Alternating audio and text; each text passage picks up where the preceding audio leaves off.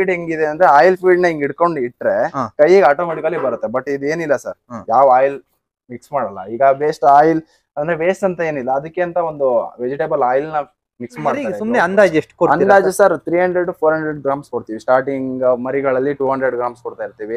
Weight gain ಆದಂಗೆ ಅದ್ರದ್ದು capacity year ಅಂದ್ರೆ ಏಜ್ ಆದಂಗೆ ಒಂದ್ ಸ್ವಲ್ಪ ಜಾಸ್ತಿ ಕೊಡ್ತೀವಿ. ಶೇಂಗಾ ಹಿಂಡಿ ಸರ್, ಶೇಂಗಾ ಚಕ್ಕೆ ಬರುತ್ತೆ, ಶೇಂಗಾ ಹಿಂಡಿ ಅದಾದ್ಮೇಲೆ ಮೆಕ್ಕೆಜೋಳ ಒಂದ್ ಸ್ವಲ್ಪ ಮಿಕ್ಸ್ ಆಗಿದೆ. ಇದು ನಾರ್ಮಲಿ ಕೊಡ್ತಾ ಇರ್ತೀವಿ ಸರ್. ನಮಸ್ತೆ ಸರ್. ನಮಸ್ತೆ ಸರ್. ಹೋದ್ ಸತಿ ನಿಮ್ಮ ಕುರಿ ಸಾಕಾಣಿಕೆ ವಿಡಿಯೋದಾಗೆ ನೀವೇ ಸಪರೇಟ್ ಆಗಿ ನೀವೇ ಹೇಳ್ಬಿಟ್ಟು ನೀವೇ ಫುಡ್ ತಯಾರು ಮಾಡಿ ತರ್ತೀನಿ ಅಂತ ಹೇಳಿದ್ರಿ. ಹೌದು ಸರ್. ಅದ್ರ ಬಗ್ಗೆ ಒಂದ್ ಸ್ವಲ್ಪ ತಿಳಿಸ್ಕೊಡ್ತೀರಾ ಸರ್? ಸರ್ ಹೌದು ಸರ್, ಇವಾಗ ತಿಳಿಸ್ಕೊಡೋಣ ಸರ್. ಸರ್ ಇವಾಗ ಏನಾಗಿದೆ, ನಾವು ಬೇರೆ ಇದರಿಂದ ತಗೊಂಡ್ ಬರ್ತಾ ಇರೋದೆಲ್ಲ ಈ ತರ ಬರಲ್ಲ.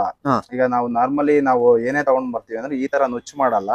ಬಟ್ ನಮಗೆ ಬೇಕಾಗಿರೋ ಫಾರ್ಮುಲಾ ಅಂದ್ರೆ ಹೇಳ್ಬಿಟ್ಟು ನಾವು ನಮ್ಮ ಗೊತ್ತಿರೋ ಪರಿಚಯಸ್ಥರಿಗೆ ಹೇಳ್ಬಿಟ್ಟು ಅವ್ರ ಮಿಲ್ಲಲ್ಲಿ ಮಾಡಿಸ್ತಾ ಇರೋದು ಸರ್ ದಾವಣಗೆರೆಯಲ್ಲಿ. ಈಗ ನಾವು ಇದಕ್ಕೆ ಏನ್ ಹಾಕ್ತಿವಿ ಅಂದ್ರೆ ಸೋಯಾ ಹಾಕ್ತಿವಿ, ಅದಾದ್ಮೇಲೆ ಮೆಕ್ಕೆಜೋಳ ಹಾಕ್ತಿವಿ, ಶೇಂಗಾ ಹಿಂಡಿ. ಈಗ ಕೆಲವು ಮರಿಗಳು ದಪ್ಪ ಇದ್ರೆ ತಿನ್ನಲ್ಲ, ಈಗ ಸಣ್ಣದಾಗ ಇದ್ದಾಗ ಮರಿಗಳು ತಿನ್ನಲ್ಲ. ಬಟ್ ಇದನ್ನ ಹಾಕಿದಾಗ ಆಟೋಮೆಟಿಕಲಿ ಶೇಂಗಾ ಹಿಂಡಿ ಚಿಕ್ಕ ಪೀಸ್ ಆಗಿ ಬರುತ್ತೆ, ಆಟೋಮೆಟಿಕ್ ಆಗಿ ತಿನ್ಕೊಳ್ತವೆ ಸರ್. ಅದಕ್ಕೋಸ್ಕರ ಈ ತರ ಸಪರೇಟ್ ಫುಡ್. ಈಗ ಹೊರಗಡೆನೂ ಇದೇ ಕಲರ್ ಕಾಣುತ್ತೆ ಅಂದ್ರೆ ಸೋಯಾ ಮತ್ತೆ ಮೆಕ್ಕೆಜೋಳ ಹಾಕಿದ್ರೆ ಇದೇ ಕಲರ್ ಬರುತ್ತೆ, ಆಟೋಮೆಟಿಕಲಿ ಬರುತ್ತೆ. ಈಗ ಹೊರಗಡೆ ಕಲರ್ ಬಂದಿರೋದು ಸೋಯಾ ಮೆಕ್ಕೆಜೋಳ ಪುಡಿಯಿಂದ ಬರುತ್ತೆ ಒಂದಿಷ್ಟು. ಸರ್ ನಾನು ಯಾರೋ ಒಬ್ರು ಹೋಗಿದ್ದೆ ತುಮಕೂರ್ ಕಡೆ, ಅವರು ಫುಡ್ಡಿಗೆ ಈ ತರ ಫುಡ್ ಮಾಡ್ಸಿದ್ರು. ಹೌದು, ಅವ್ರು ಅರಿಶಿನ ಪುಡಿ ಮಿಕ್ಸ್ ಮಾಡಿ ಕಳಿಸ್ತಾರೆ. ಈಗ ಸದ್ಯಕ್ಕೆ ಅರಿಶಿನ ಪುಡಿ ಏನಾಗುತ್ತೆ, ನಾವು ಟರ್ಮರಿಕ್ ಪೌಡರ್ನು ಹಾಕೋಬಹುದು. ಅರಿಶಿನ ಪುಡಿ ಅಂದ್ರೆ ಅದು ಟರ್ಮರಿಕ್ ಪೌಡರ್ ಹಾಕೋಬಹುದು. ಬಟ್ ಇದ್ರಲ್ಲಿರೋದು ಸೋಯಾ ಮತ್ತೆ ಮೆಕ್ಕೆಜೋಳದಿಂದ. ಅದಾದ್ಮೇಲೆ ಟರ್ಮರಿಕ್ ಪೌಡರ್ ಹಾಕಿದ್ರೆ ಆಟೋಮೆಟಿಕಲಿ ಕೈಗೆ ಹತ್ತುತ್ತೆ. ಬಟ್ ಇದ್ರಲ್ಲಿ ಯಾವ್ದು ಹತ್ತಲ್ಲ. ಹೌದೌದು, ಅದೇ ಬಂದಾಗೆ ನೋಡ್ದೆ ಸರ್. ಅದಾದ್ಮೇಲೆ ಆಯಿಲ್ ಫೀಡ್ ಅಂತ ಬರ್ತಾ ಇದೆ. ಆಯಿಲ್ ಫೀಡ್ ಹೆಂಗಿದೆ ಅಂದ್ರೆ ಆಯಿಲ್ ಫೀಡ್ ನ ಹಿಂಗ್ ಹಿಡ್ಕೊಂಡು ಇಟ್ರೆ ಕೈಗೆ ಆಟೋಮೆಟಿಕಲಿ ಬರುತ್ತೆ. ಬಟ್ ಇದೇನಿಲ್ಲ ಸರ್, ಯಾವ ಆಯಿಲ್ ಮಿಕ್ಸ್ ಮಾಡಲ್ಲ. ಈಗ ವೇಸ್ಟ್ ಆಯಿಲ್ ಅಂದ್ರೆ ವೇಸ್ಟ್ ಅಂತ ಏನಿಲ್ಲ, ಅದಕ್ಕೆ ಅಂತ ಒಂದು ವೆಜಿಟೇಬಲ್ ಆಯಿಲ್ ನ ಮಿಕ್ಸ್ ಮಾಡ್ತಾರೆ ಗ್ರೋತ್ ಬರ್ಲಿ ಅಂತ. ಬಟ್ ಫ್ಯಾಟ್ ಇನ್ಕ್ರೀಸ್ ಆಗುತ್ತೆ. ಫ್ಯಾಟ್ ಇನ್ಕ್ರೀಸ್ ಆದ್ರೆ ಆಟೋಮೆಟಿಕಲಿ ಕುರಿಗಳ ಹಾರ್ಟ್ ಅಟ್ಯಾಕ್ ಆಗಿ ಸಾಯ ಅಂತ ಪರಿಸ್ಥಿತಿನೂ ಬರುತ್ತೆ. ಅದಕ್ಕೆ ಇದ್ರಲ್ಲಿ ಯಾವ್ದೇ ಆಯಿಲ್ ಇಲ್ಲ. ಆಯಿಲ್ ತಿನ್ನೋದ್ರಿಂದ ಕುರಿಗಳು ಗ್ರೋತ್ ಆಗುತ್ತೆ ಅನ್ನೋಕಿನ್ನ ಬೊಜ್ಜು ಬರುತ್ತೆ. ಅದೇ ಫ್ಯಾಟ್ ಇನ್ಕ್ರೀಸ್ ಆಗುತ್ತೆ. ಬಟ್ ಫ್ಯಾಟ್ ಇನ್ಕ್ರೀಸ್ ಆಯ್ತು ಅಂದ್ರೆ ಮರಿ ಆಟೋಮೆಟಿಕಲಿ ಗ್ರೋತ್ ಕಾಣಿಸ್ತತೆ. ಬಟ್ ನಾನು ಖುದ್ದಾಗಿ ಕುರಿ ಸಾಕಾಣಿಕೆ ಮಾಡ್ತೀನಿ ಏನಾರಿಗೆ ಗೊತ್ತಾಗುತ್ತೆ. ಹೌದೌದು, ಅದೇನ್ ತೊಂದ್ರೆ ಇಲ್ಲ. ಬಟ್ ಆಯಿಲ್ ಈಗ ಕೆಲವು ಬೇಕಂತಾನೆ ಸರ್, ಈಗ ನಮಗೆ ಬೇಗ ಗ್ರೋತ್ ಆಗ್ಲಿ ಅಂತ ಹೇಳ್ಬಿಟ್ಟೆ ತಗೊಳೋರು ಇದಾರೆ, ಆಯಿಲ್ ಕಂಟೆಂಟ್ ಹಾಕ್ಸೋರು ಇದಾರೆ. ಸಪರೇಟ್ ಆಗಿ ಅವರೇ ಓನ್ ಆಗಿ ಮಾಡಿಸ್ಕೋತೀವಿ ಅನ್ನೋರು ಆಯಿಲ್ ಕಂಟೆಂಟ್ ಹಾಕ್ಸೋರು ಇದಾರೆ. ಬಟ್ ನಮ್ದು ನಾರ್ಮಲ್ ಆಗಿದೆ ಸರ್. ನನ್ ಪ್ರಕಾರ ಹೇಳೋದಾದ್ರೆ ಆತರ ಏನ್ ಕುರಿಗಳು ಬೊಜ್ಜು ಬಂದು ಜಲ್ದಿ ಗ್ರೋತ್ ಆಗ್ತಾವ, ಕಾಯಿಲೆಗಳು ಹೆಚ್ಚಾಗಿ ಅಟ್ಯಾಕ್ ಆಗುತ್ತೆ. ಅವ್ರ ಏನ್ ಮಾಡ್ಬಿಡ್ತಾರೆ, ಹೋಲ್ಸೇಲ್ ಆಗತ್ತಾಗೆ ತುಂಬಿಡ್ತಾರೆ ಸರ್, ಬೇಗ ತುಂಬ್ತಾರೆ. ತಮಿಳ್ನಾಡೆಲ್ಲ ಬೇಗ ಅದನ್ನೇ ತುಂಬ್ತಾರೆ. ಈಗ ಮಾರ್ಕೆಟ್ ಗಳಲ್ಲಿ ನೋಡಿ ಸರ್, ಕೆಲವು ಇದ್ರಲ್ಲೆಲ್ಲ ಆಟೋಮೆಟಿಕ್ ಆಗಿ ಮರಿಗಳನ್ನ ತಗೊಂಡ್ ಬಂದಿರ್ತಾರೆ, ಮಾರ್ಕೆಟ್ ಅಲ್ಲಿ ಸಾಯ್ತಾ ಇರ್ತದೆ, ಅದನ್ನ ತಗೊಂಡ್ ಹೋಗ್ತಾ ಇರ್ತಾರೆ, ಬೇರೆ ಕಡೆ ಮಾರ್ಕೆಟಿಂಗ್ ಮಾಡ್ಕೊಂತ ಇರ್ತಾರೆ. ಈಗ ತಿನ್ನೋರು ಹೆಂಗೆ ಅಂದ್ರೆ ಮಾರ್ಕೆಟ್ ಅಲ್ಲಿ ಅಂಗಡಿಲಿ ಸಿಗ್ತಾ ಇದೆ ಅಂತ ಹೇಳ್ತಾರೆ, ಬಟ್ ಯಾರು ಕ್ವಾಲಿಟಿ ಚೆಕ್ ಮಾಡೋದಿಕ್ ಹೋಗ್ತಾ ಇಲ್ಲ. ಅದೊಂದು ಪ್ರಾಬ್ಲಮ್ ಆಗಿದೆ ಜನಗಳಿಗೆ. ಆ ಕ್ವಾಲಿಟಿನ ಯಾವ ತರ ಬರ್ತಾ ಇದೆ ಮರಿ ಕಣ್ಣಿದ್ರಿಗೆ ಯಾರು ಕೇಳಲ್ಲ ಸರ್.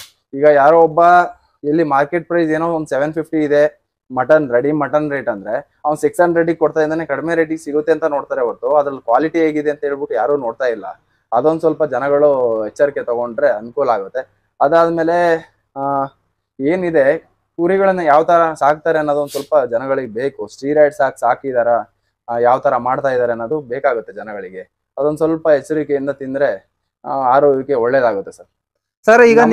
ಈಗ ನೀವು ಪರ್ಟಿಕಲ್ ಆಗಿ ಹೇಳ್ತೀರಾ ಅವ್ರ ಫ್ಯಾಕ್ಟರಿಯರಿಗೆ ತಯಾರು ಮಾಡೋರಿಗೆ ನನಗೆ ಮೆಕ್ಕೆಜೋಳನೇ ಇಷ್ಟ ಹಾಕ್ಬೇಕು, ಸೋಯಾಬೀನ್ ಇಷ್ಟ ಹಾಕ್ಬೇಕು? ಹೌದು ಸರ್. ಈಗ ನಮಗೆ ಫ್ಯಾಕ್ಟ್ರಿ ಅಂತ ಏನಿಲ್ಲ, ಈಗ ಅವ್ರದ್ದು ಏನಿದೆ ಮಿಲ್ ಇದೆ. ಆ ಮಿಲ್ ಅಲ್ಲಿ ಈಗ ನಮಗೆ ಅವರು ರಾ ಮೆಟೀರಿಯಲ್ಸ್ ತರಿಸ್ಕೋತಾ ಇದಾರೆ. ಅವರು ಒಳ್ಳೆ ಕ್ವಾಲಿಟಿ ರಾ ಮೆಟೀರಿಯಲ್ಸ್ ತರಿಸ್ತಾ ಇರೋದ್ರಿಂದ ನಾವು ಖುದ್ದಾಗಿ ಅವ್ರನ್ನ ಭೇಟಿ ಮಾಡಿ ಅವರಿಗೆ ನಮಗೆ ಈಗ ಒಂದು 15 ದಿನಕ್ಕೋ ಒಂದು 20 ದಿನಕ್ಕೋ ಆಗೋ ರೀತಿಯಾಗಿ ಫ್ರೆಶ್ ಆಗಿ ನಮಗೆ ಕಳಿಸ್ತಾರೆ. ನಾವು ಫೋನ್ ಮಾಡಿದ್ರೆ ಅವ್ರು ನಮಗೆ ಕಳಿಸ್ಕೊಡ್ತಾರೆ. ಅದು ಏನಾಗಿದೆ, ನಮಗೆ ರಾ ಮೆಟೀರಿಯಲ್ಸ್ ಅವರು ಇಷ್ಟು ಮೆಕ್ಕೆಜೋಳ ಬೇಕು, ಇಷ್ಟು ಸೋಯಾ ಬೇಕು ಅನ್ನೋ ಒಂದು ಮೆಟೀರಿಯಲ್ ನ ಒಂದು ಫಾರ್ಮುಲಾ ಕಳ್ಸಿದ್ರೆ ಅದ್ರ ಜೊತೆ ಒಂದ್ ಸ್ವಲ್ಪ ಗ್ಲೂಕೋ ಪೌಡರ್ ಹಾಕೊಳ್ತೀವಿ. ಡೈಜೆಷನ್ಗೆ ಅಲ್ಲಿ ಹೆಲ್ಪ್ ಆಗುತ್ತೆ. ಈಗ ಬಿಸಿಲಿದೆ ಅಂದಾಗ ನಾವು ಗ್ಲೂಕೋಸ್, ಈಗ ನಾರ್ಮಲಿ ಈಗ ಮನುಷ್ಯರಿಗೇನೆ ಬೇಕಾಗುತ್ತೆ. ಗ್ಲೂಕೋಸ್ ಕಂಟೆಂಟ್ ಡೌನ್ ಆಯ್ತು ಅಂದ್ರೆ ತಲೆ ಸುತ್ತ ಬೀಳೋ ಅಂತದೆಲ್ಲ. ಈಗ ಕುರಿಗಳು ಅದೇ ತರ ಅದಕ್ಕೆ ನಾವೇನ್ ಮಾಡ್ತೀವಿ, ಒಂದ್ ಸ್ವಲ್ಪ ಗ್ಲೂಕೋಸ್ ಕಂಟೆಂಟ್ ಹಾಕಿಸ್ತೀವಿ. ಗ್ಲೂಕೋಸ್ ಅಲ್ಲೇ ಅಲ್ಲೇ ಅಲ್ಲೇ ಹಾಕಿಸ್ತೀರಾ? ಆಟೋಮೆಟಿಕಲಿ ನಮ್ದು ಏನಿದೆ ರೋಲಿಂಗ್ ಮಿಷಿನ್ ಮಿಕ್ಸರ್ ಇದೆಯಲ್ಲ, ಮಿಕ್ಸರ್ ಅಲ್ಲಿ ಗ್ಲೂಕೋಸ್ ಪೌಡರ್ ಹಾಕ್ಸ್ಬಿಟ್ಟು ಮಿಕ್ಸ್ ಆಗುತ್ತೆ. ಅಂದ್ರೆ ಮೀನ್ಸ್ ಒಂದ್ 50 kgಗೆ ಒಂದ್ ಅರ್ಧ kg ಗ್ಲೂಕೋಸ್ ಪೌಡರ್ ಹಾಕಿದ್ರೆ ಚೆನ್ನಾಗಿರುತ್ತೆ. ಫೀಡ್ ಒಂದು ಗ್ಲೂಕೋಸ್ ಕಂಟೆಂಟ್ ಇರುತ್ತೆ ಅನ್ನೋದೊಂದಷ್ಟೇ.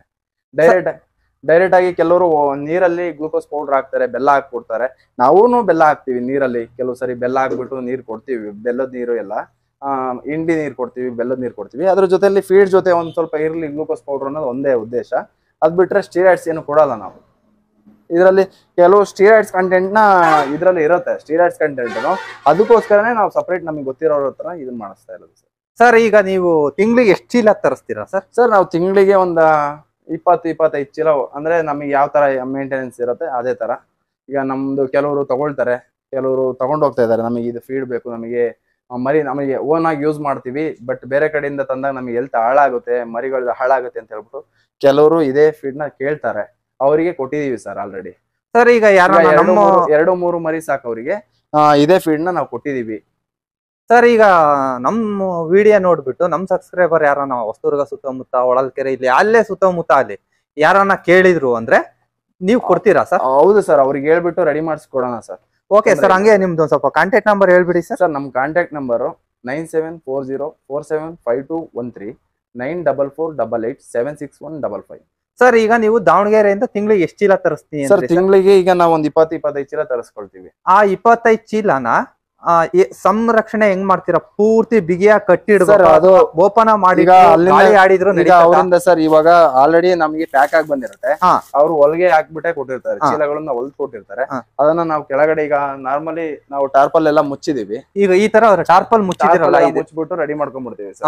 ಈಗ ಟಾರ್ಪಲ್ ಮುಚ್ಚಿಬಿಟ್ಟು, ಈಗ ಮಳೆ ನೀರು, ಇವಾಗ ಮಳೆಗಾಲ ಅಲ್ಲ, ಇಷ್ಟು ಹೊಡಿಯೋದು ಅದು ಬಿದ್ರೆ ಏನಾಗುತ್ತೆ, ಹಾಳಾಗುತ್ತೆ, ಬೂಸ ಬರುತ್ತೆ. ಆ ಬೂಸ ಬಂದ ತಕ್ಷಣ ಆಟೋಮೆಟಿಕ್ ನಾವು ಕುರಿಗಳಿಗೆ ಹಾಕಿದ್ರೆ ಹೆಲ್ತ್ ಹಾಳಾಗುತ್ತೆ.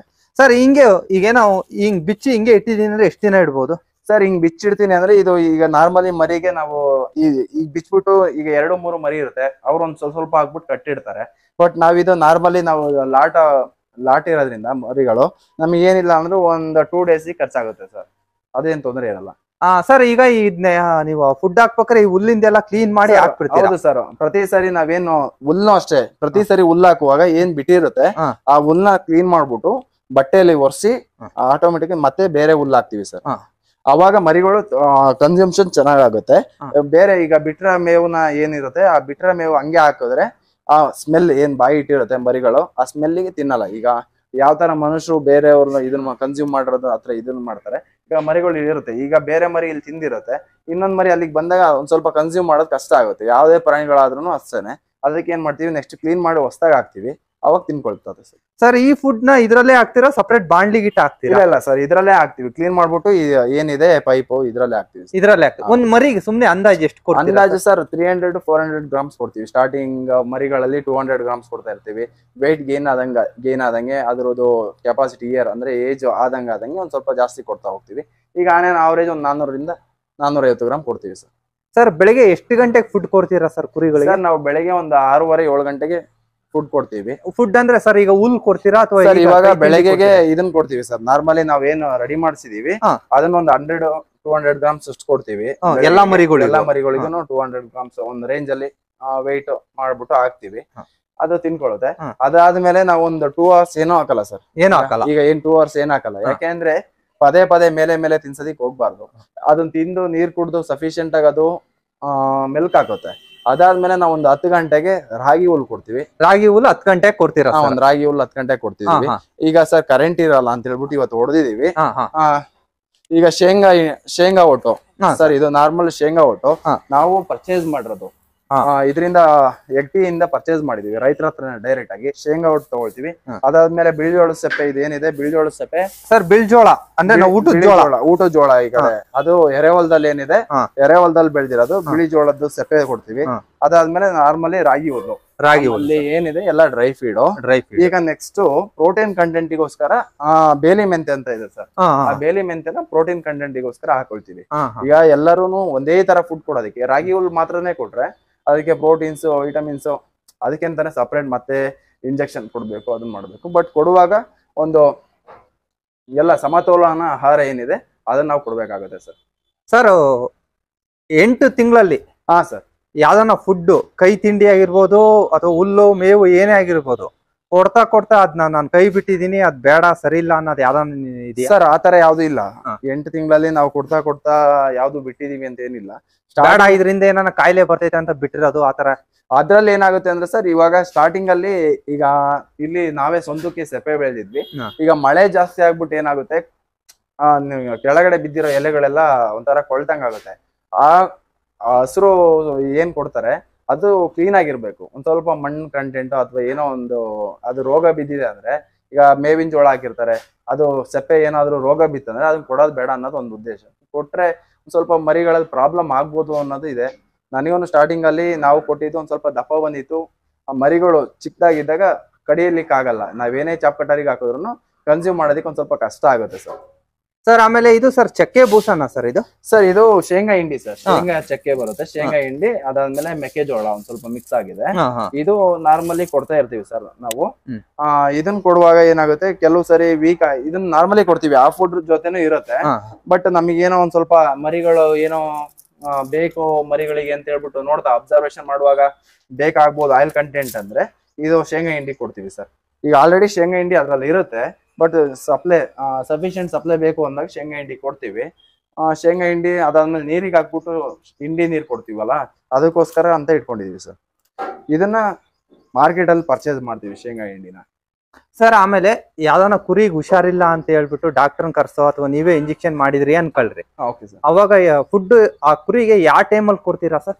ಸರ್ ಇವಾಗ ಇನ್ ಕೇಸ್ ಜ್ವರ ಬಂದಿದೆ, ಹುಷಾರಿಲ್ಲ ಅಂದ್ರೆ ಸಪರೇಟ್ ಮರಿಗಳನ್ನ ಸಪರೇಟ್ ಬಿಡ್ಕೋತೀವಿ. ಆ ಸಪರೇಟ್ ಬಿಡ್ಕೊಂಡು ಸ್ಟಾರ್ಟಿಂಗ್ ಅಲ್ಲಿ ಡಾಕ್ಟರ್ ಬಂದಿದ್ದಾರೆ, ನಮ್ಮ ಪಶು ಇಲಾಖೆ ಹೊಸದುರ್ಗದವರು ನಮಗೆ ಸಪೋರ್ಟಿವ್ ಆಗಿದ್ದಾರೆ. ಅವರು ನಮ್ಮ ಟೈಮಿಗೆ ಫೋನ್ ಮಾಡಿದ ತಕ್ಷಣ ಅವರು ನಮ್ಗೆ ಹೆಲ್ಪ್ ಮಾಡ್ತಾರೆ, ಬರ್ತಾರೆ, ನೋಡ್ತಾರೆ ಸರ್. ಅದಾದ್ಮೇಲೆ ನಮ್ಮ ಚಿಕ್ಕಪ್ಪ ಅವ್ರ ಫಾರಂ ಅಲ್ಲಿ 1 ವರ್ಷ ಅಲ್ಲಿ ಹೋಗಿ ನೋಡಿರೋದ್ರಿಂದ ಮರಿಗಳಿಗೆ ಯಾವ ತರ ಇಂಜೆಕ್ಷನ್ ಮಾಡ್ಕೋಬೇಕು ಅನ್ನೋದನ್ನ ಒಂದು, ಈಗ ಜಸ್ಟ್ ಒಂದು ಜ್ವರ ಬಂದಿದೆ ಅಂದ್ರೆ 1 ಡೇ ಯಾವ್ದು ಇಂಜೆಕ್ಷನ್ ಮಾಡಲ್ಲ, 2 ಡೇಸ್ ಯಾವ್ದು ಇಂಜೆಕ್ಷನ್ ಮಾಡಲ್ಲ. ನಾರ್ಮಲ್ ಫುಡ್ ಅಲ್ಲೇನೆ ಏನಾಗುತ್ತೆ ಅಂದ್ರೆ ಸಫಿಶಿಯಂಟ್ ತೊಂದರೆ ಇರಲ್ಲ ಸರ್.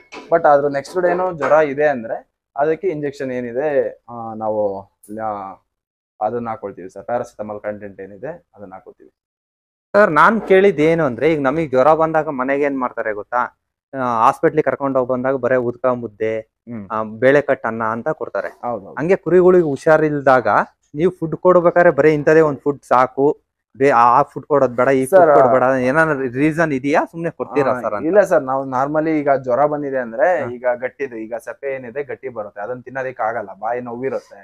ಆ ಟೈಮಲ್ಲಿ ರಾಗಿ ಹುಲ್ಲು, ಅದಾದ್ಮೇಲೆ ಶೇಂಗಾ ಒಟ್ಟಿರುತ್ತಲ್ಲ ಅದು ಸ್ಮೂತ್ ಇರೋದನ್ನ ಕೊಡ್ತೀವಿ ಸರ್. ಆಮೇಲೆ ಗ್ಲೂಕೋಸ್ ವಾಟರ್ ಕೊಡ್ತೀವಿ, ಬೆಲ್ಲದ ನೀರು ಕೊಡ್ತೀವಿ. ಅಂದ್ರೆ ಒಂದ್ ಸ್ವಲ್ಪ ಬೇಗ ಎನರ್ಜಿ ಬರ್ಲಿ ಅನ್ನೋದಕ್ಕೋಸ್ಕರ ಮಾಡ್ತೀವಿ. ಅದು ಬಿಟ್ಟು ಅದಕ್ಕೆ ಅಂತೇಳಿ ಏನು ಬೇರೆ ಪದಾರ್ಥಗಳನ್ನ ತಗೊಂಡ್ ಬಂದು ಕೊಡೋ ಅಂತದ್ದು ಏನಿಲ್ಲ. ನೀವು ಕುರಿ ಸಾಕಾಣಿಕೆ ಮಾಡ್ತಿದ್ದೀರಲ್ಲ, ಏನಕ್ಕೆ ನೀವು ಕೋಳಿ ಫೀಡು ಎಲ್ಲ ಕೊಟ್ಟು ಸಾಕಾಣಿಕೆ ಮಾಡ್ತಿಲ್ಲ ಸರ್? ಸರ್ ಎಲ್ಲರೂ ಕುರಿ ಫಾರಂ ಮಾಡ್ತೀವಿ ಅಂತ ಹೇಳ್ಬಿಟ್ಟು ಇವಾಗ ಎಲ್ಲ ಯುವ ಜನತೆನೂ ಕುರಿ ಫಾರಮಿಗೆ ಮುಗಿಬಿದ್ದಿದ್ದಾರೆ ಸರ್. ಇವಾಗ ಕುರಿ ಫಾರಂ ಅಲ್ಲಿ ತುಂಬಾ ಜನ ವಿಡಿಯೋಸ್ ಅಲ್ಲಿ ನೋಡ್ತಾ ಇದಾರೆ, ಲಕ್ಷಗಟ್ಲೆ ದುಡಿಬಹುದು ಅನ್ನೋದೊಂದು ನೋಡ್ತಾ ಇದಾರೆ. ಬಟ್ ಲಕ್ಷಗಟ್ಲೆ ದುಡಿಬಹುದು ಅನ್ನೋ ಯುವ ಜನತೆಗೆ ಈಗ ನೆಕ್ಸ್ಟ್ ಬರೋ ಪೀಳಿಗೆಗೆ ನಾವು ಏನಾದ್ರು, ನಾನು ಆದಾಯ ಇಲ್ಲದೆ ಯಾರು ಏನು ಮಾಡೋದಿಕ್ ಆಗೋದಿಲ್ಲ. ಬಟ್ ನಾನ್ ಕೊಡುವಾಗ ಕ್ವಾಲಿಟಿ ಕೊಡ್ಬೇಕು. ಆದಾಯ ಕಡಿಮೆ ಆದ್ರೂ ಪರವಾಗಿಲ್ಲ, ಜನಗಳಿಗೆ ನಂಬಿಕೆಯಿಂದ ಒಂದು ಆದಾಯ ಒಳ್ಳೆ ನಂಬಿಕೆಯಿಂದ ಒಂದೊಳ್ಳೆ ಕ್ವಾಲಿಟಿ ಕೊಡ್ಬೇಕನ್ನೋದು ಒಂದು ಉದ್ದೇಶ ಅಷ್ಟೇ ಸರ್ ನನಗೆ.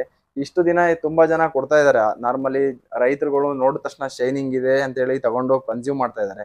ಬಟ್ ನಾವು ಆರೋಗ್ಯ ದೃಷ್ಟಿಯಿಂದ, ಇವತ್ತಿನ ಪೀಳಿಗೆಗೆ ಆರೋಗ್ಯ ದೃಷ್ಟಿಯಿಂದ ಒಳ್ಳೆ ಕ್ವಾಲಿಟಿ ಮಟನ್ನ ಕೊಡ್ಬೇಕು, ಮರಿಗಳನ್ನ ಕೊಡ್ಬೇಕು ಅನ್ನೋದು ನಮ್ಮ ಉದ್ದೇಶ ಅಷ್ಟೇ ಸರ್.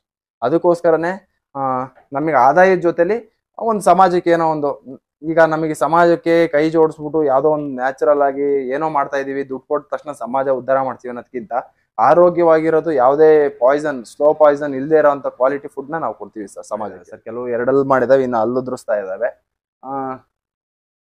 ಈಗ ಸರ್ ನಿಮ್ಮ ಹತ್ರ 2 ಮಾಡಿರೋ ಎಷ್ಟಿದಾವೆ ಸರ್? ಸರ್ 2 ಮಾಡಿರೋ ಒಂದು 20-25 ಇದೆ ಸರ್. ಈ ಟೋಟಲ್ ಕುರಿ ಸರ್? ಸರ್ ಟೋಟಲ್ ನಮ್ಮ ಹತ್ರ ಇದಿದೆ 50 ಮರಿ. 50 ಮರಿಲಿ ಆಲ್ರೆಡಿ ಸೇಲಿಂಗ್ ಕೊಡ್ತಾ ಇದೀವಿ. ಈಗ ಒಂದು 38 ಇದೆ ಸರ್. ಈಗ 38 ಇದಾವೆ. ಈಗ 2 ಆಗಿರೋ ಈ ಸತಿ ಬಕ್ರಿಗೆ ಕೊಡ್ತೀರಾ ಹಂಗಾರೆ? ಸರ್ ಹೌದು ಸರ್, ಬಕ್ರೀದಿಗೆ ಯಾವ ಟೈಮಲ್ಲಿ ಯಾವಾಗ ಬಂದ್ರು 24x7 ಅಲ್ಲಿ ನಾವು ಕೊಡ್ತೀವಿ ಸರ್.